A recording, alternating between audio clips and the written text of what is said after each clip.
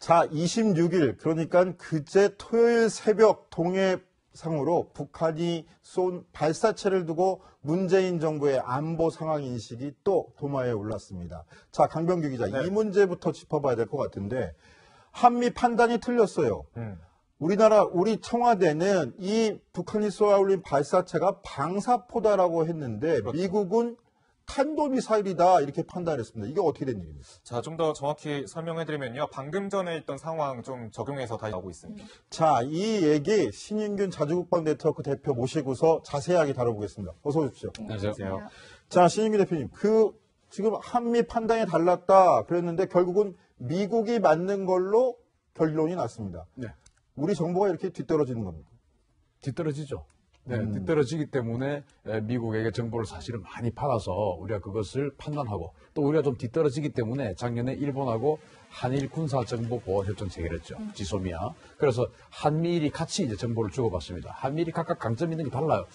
일본은 감청, 우리는 휴민트, 또 미국은 뭐 촬영, 뭐 이런 서로 강점이 다른데 그것을 취합해서 그 정보를 취득을 하는데 우리는 뭔가 어떤 자산이 투입되는 것, 예를 들어 정찰기라든지 정찰기 아주 적고 우리는 수량이 적죠. 인공위성 없죠. 그러다 보니까 들여다보고 또 듣고 하는 게 약해요. 듣는 것은 일본이 제일 강하고 들여다보고 하는 모든 종합적인 건 미국이 제일 강하고 그러니까 미국과 일본 걸 다 종합하고 발표를 했어야 되는데 왜 이렇게 근데 미국 태평양 사령부에서는 아침에 신속하게 탄도미사일이라고 발표를 했거든요. 아니, 그러니까 저는 더 이해 안 가는 게 뭐냐면 지금 을지 프리덤 가디언 훈련 중 아닙니까? 네. 한미가 연합해서 훈련을 하고 있는데 굳이 왜 우리 청와대가 신중하게 판단을 해도 될 거를 신형 300mm 방사포일 가능성이 높다라고 평가를 했을까요? 미군 태평양 사령부도 아침부터 이건 탄도미사일이라고 했는데. 네. 그리고 또 이제 우리 시청자 여러분들께서 궁금해하실 것 같아서 제가 말씀을 드리면 그럼 이게 잘못 판단할 수도 있는 거 아닌가라고 생각할 수 있는데 저는 잘못 판단할 수 있는 계제가 아니다라고 생각해요. 왜냐하면은 제가 이 볼펜을 예를 들어서 드려볼게요. 탄도미사일 같은 경우는 장거리든 단거리든 일단 거의 수직에 가깝게 솟아오릅니다. 한 10여 킬로 수직에 가깝게 솟아올라서 그리고 남쪽으로 쏠 것 같으면 각도를 이제 남쪽으로 잡아서 쫙 이렇게 날아가죠. 이게 고각발사인 것 같으면 계속 올라가는 것이고 제각발사인 것 같으면 수직으로 올라가서 어느 정도 시점에서 이제 꺾어지는 것이죠. 그런데 방사포 같은 경우는 이제 로켓인데 이것은 처음부터 그냥 꺾어서 날아가요. 그러니까 처음부터 스타트하는 각도 자체가 탄도미사일과 방사포는 완전히 다릅니다. 이것을 가지고 잘못 판단했다? 이거는 굉장히 섣부른 어떤 판단. 그리고 또 한 가지 의문은 뭐냐면 청와대 핵심 관계자가 언론들과의 인터뷰를 통해서 이거는 북한의 저강도 도발이다. 낮은 단계의 도발이기 때문에 북한이 그동안 ICBM 날려보낼 때랑 다르게 네. 이제 대화 국면으로 전환하려는 게 아니냐. 이게 유화 메시지 아니냐 이렇게 해석을 했어요. 근데 정작 사거리 250km짜리 탄도미사일이던 방사포든 이거는 우리나라를 직접 겨냥할 수 있는 거 아닙니까? 더 위험한 거 아닌가요? ICBM이야말로 우리하고 관계가 없고 사실은 그렇죠. 미국이 네. 긴장해야 될 무기고 우리는 이 단거리 미사일들을 긴장해야죠. 왜? 이 250km짜리 가지고 미국을 공격할 수 없잖아요. 또 오직 이 250km의 목표는 우리입니다. 우리. 그러니까 이런 것을 사실은 이런 것을 가지고 이제 안보 의식에 대해서 조금 우리가 불안한 그런 느낌을 갖는 것이 바로 이런 부분인데요. 우리를 향해서 공격하는 이 미사일을 세 발이나 테스트를 했고 또 미국에서는 이것을 신형이다. 기존에 없었던 신형이다라고 분석을 했어요. 네. 저도 그렇게 분석합니다. 왜냐하면 이것은 각도가 기존보다 아주 낮게 날아갔고 그리고 기존에 그들이 가지고 있던 스커드 미사일이나 노도 미사일 같은 경우는 굉장히 많이 신뢰성을 쌓았던 미사일이기 때문에 세 발 쏘아서 두 발이나 폭발하고 이럴 일이 있을 수가 없습니다. 그런데 세 발 쏘아서 두 발 폭발하고 한 발만 날아가고 이랬다는 것은 신형인데 저는 이것을 대함 탄도미사일이라고 생각합니다. 아마 미국에서도 그렇게 생각하고 있을 거예요. 대함 탄도미사일. 즉 지상에서 항공모함이나 군함을 때리는 거예요. 지금 UFG 훈련 기간이기 때문에 물론 우리 공식적으로 미국의 항공모함은 이 훈련에 참가하지 않았지만 이 동북아 주변에 미국의 항공모함이 뭐 한 두세 척 지금 작전하고 있다는 거 세상 다 알잖아요. 그리고 미국이 혹시 북한을 선제 공격하면 항공모함이 동원된 작전을 하게 됩니다. 그래서 이번 이 북한의 도발은 항공모함을 때릴 수 있는 능력이 우리에게 있다. 이것을 과시를 하는 훈련인 것 같은데 저는 이 부분에 대해서 방사포라고 이렇게 오독을 했다든지 아니면 고의로 그렇게 했다든지 이런 것은 우리 국민들의 그 안보 현재 어떤 우리 국민들이 느끼고 있는 현재 상황에서의 이 불안감을 더욱더 증폭시켜주는 그런 잘못된 판단이 아닌가 생각합니다. 자, 억제됐거나 북한의 도발 위협은 다각도로 진행되고 있는 것 같습니다. 하지만 국내에서 북한이 쏜 발사체를 두고 엇갈리고 의견이 첨예하게 엇갈리고 있는 것도 참 안타까운 실정인데요. 자, 그런데 도발 직후에 북한 김정은의 움직임이 굉장히 심상치가 않았습니다. 심지어 서울을 단숨에 타고 앉아 남한을 평정하겠다고 협박까지 했는데요. 조선중앙TV 보도 내용입니다. 함께 보시죠. 경의하는 최고령도자 김정은 동지께서 선점령을 위한 조선인민군 특수작전 부대들의 대상물 타격 경기를 지도하셨습니다. 뜻깊은 선군자를 맞으며 경의하는 김정은 동지의 직접적인 훈련 지도를 받게 된 특수작전 부대 장병들의 가슴마다에는 남조선을 기어이 무력으로 깔고 앉아 조국 통일의 광장에 김정은 동지를 높이 모실 불타는 열의가 끌어넘치고 있었습니다. 네, 지금 마침 국회 정보위에서 국정원의 결산 보고 및 업무 보고가 진행되고 있는데요. 지금 속보 들어오고 있습니다. 자, 국정원이 국회에서 북한 김정은이 7월과 8월 사이에 14차례에 걸쳐서 공개 활동을 했다. 그런데 김정은이 최근 미사일 관련 활동에 집중하고 있다. 김정은 미사일 행보는 미국과의 관계 재정립이 목표라고 우리 국정원이 분석해서 보고를 했고요. 자, 이런 와중에 북한 푼게리 핵실험장 2, 3번 갱도에서 실험 준비가 완료됐다라는 국정원의 첩보 보고도 있었습니다. 북한 탄도미사일 관련 시설에서도 활발한 차량 활동이 이루어지고 있다는데요. 마침 신인균 자주권 네트워크 대표 나와 계시니까 지금 저희가 이야기하고 있는 이야기까지 합쳐가지고 계속 이야기를 해보겠습니다.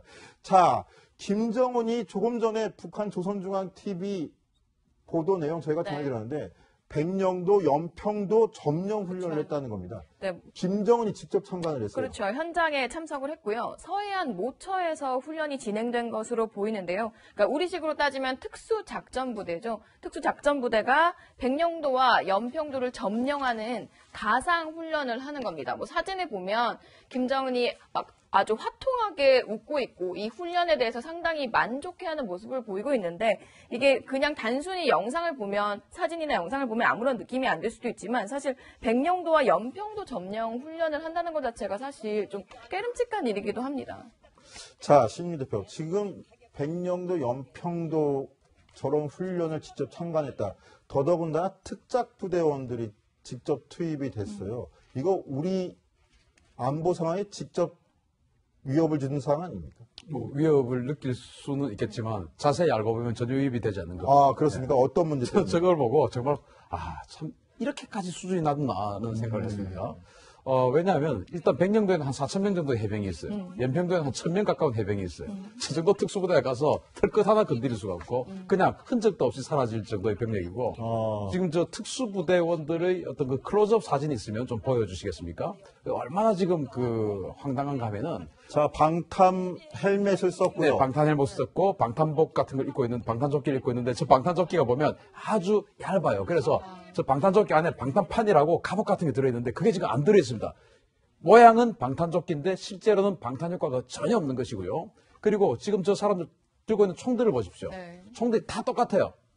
그런데 특수부대들은 10명이 주로 한 팀인데 10명이 다 각기 다른 무기들을 들어야 됩니다. 왜? 10명이 하나의 모든 작전을 수행을 해야 되기 때문에 중화기도 들고 있어야 되고 갱화기, 제격총 다 들고 있어야 되는데 저 특수부대는 10명이 똑같은 무기입니다. 그 어떤 작전도 할 수 없는 부대예요. 저런 부대들 들어가면 아무것도 안 되고 예비군한테도 지는 부대예요. 저 정도는. 그래서 과연 특전 어떤 그 교리라도 알고 저렇게 지도를 하는가 아주 황당한 그런 상황입니다. 방탄 기능이 없는 그냥 조끼만 입은 거네요. 실제로 사진상으로 봐도. 그렇죠. 근데 그보다 더 황당한 것이 무기가 모든 같은 총을 그 들고 병사들의 무기가 다 똑같다. 저런 특수부대 있을 수 없어. 저건 예비군 수준이에요. 네. 저건 우리 예비군이나 다 똑같은 무기 들고 다니지. 특수부대는 어떤 사람은 중화기, 어떤 사람은 로켓포, 어떤 사람 저격총 뭐 이렇게 다 달라야 됩니다. 그런데 그래야 하나의 작전하죠. 그런데 저 사람들 선글라스에 야간 투시경에 방탄 헬멧 그리고 방탄 조끼까지 입었지만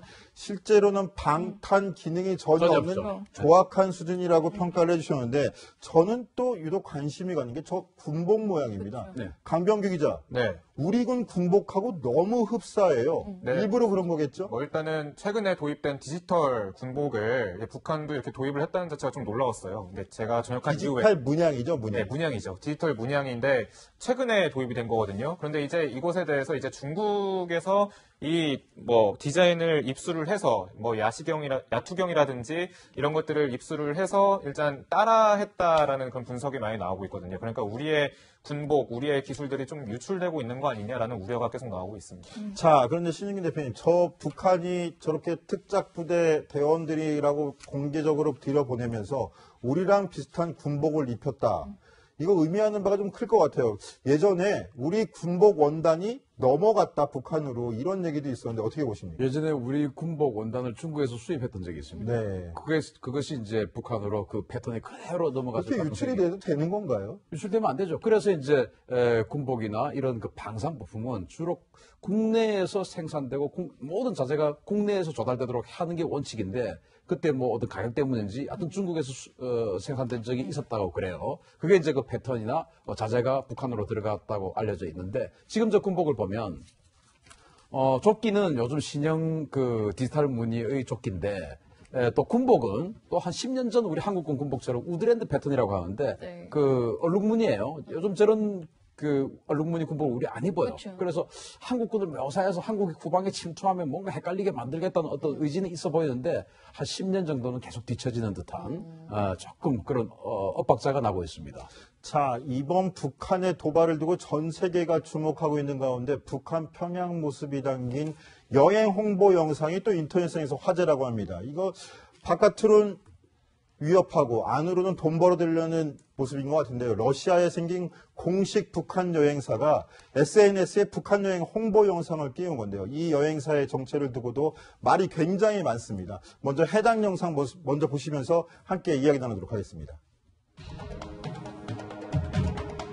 자, 지금 러시아의 북한 공식 여행사가 북한 평양 거리를 저렇게 찍어서 홍보를 하고 있는 거예요. 자, 이렇게 우리 발전된 나라입니다. 아무 안전에 문제 없으니 여행을 오십시오 하고 홍보하는 영상인데 이현식이 다 끌립니까? 특히 그 러시아에서 그 광고 문구를 보면요. 세계에서 가장 숨겨진 나라를 직접 볼 수 있다라면서 사실상 북한에 엄청난 매력이 숨어져 있다라는 듯하게 광고를 하고 있지만 실제로 러시아에서는 이렇게 여행사가 새로 생겼는지 몰라도 미국만 해도 다음 달 1일부터 북한 여행이 금지되거든요. 기억하시겠지만 그 오토원비어 대학생이 억류됐다가 결국 사망한 일이 있었는데 이런 인권적인 문제에 대해서는 외면을 하고 북한 외경과 좀 신기하게 영상을 편집해서 북한 가보지 못한 곳 뭔가 신비로운 게 있을 거다라는 식으로 홍보를 하고 있어서 좀 논란이 되고 있습니다. 자, 신인민 대표님 마지막으로 짧게 한 가지 여쭤볼게요. 지금 미국은 북한 여행 금지령을 내렸습니다. 근데 러시아는 대놓고 저렇게 북한 여행 홍보까지 해주고 있는 입장인데 러시아가 이런 이유는 뭘까요? 러시아는 이제 미국의 세컨더리 보이콧이나 그런 부분에 대해서 마음에 들지 않는다. 왜냐하면 러시아가 크림반도를 침공한 것을 가지고 지금 미국이 러시아를 그 경제적으로 굉장히 압박을 하고 있습니다. 그래서 미국이 하는 어떤 또 다른 외교 정책인 미국이 원하는 북한의 비핵화에 대해서 그 어깃장을 놓으면서 자기들의 지금 그 크림반도 때문에 당하고 있는 그것을 좀 상쇄시키고자 하는 그런 목적이 있는 게 아닌가 그렇게 생각합니다. 네, 알겠습니다. 북한의 겉과 속 너무 다른 모습까지 저희가 짚어봤고요. 정치데스크 60초 후에 돌아오도록 하겠습니다.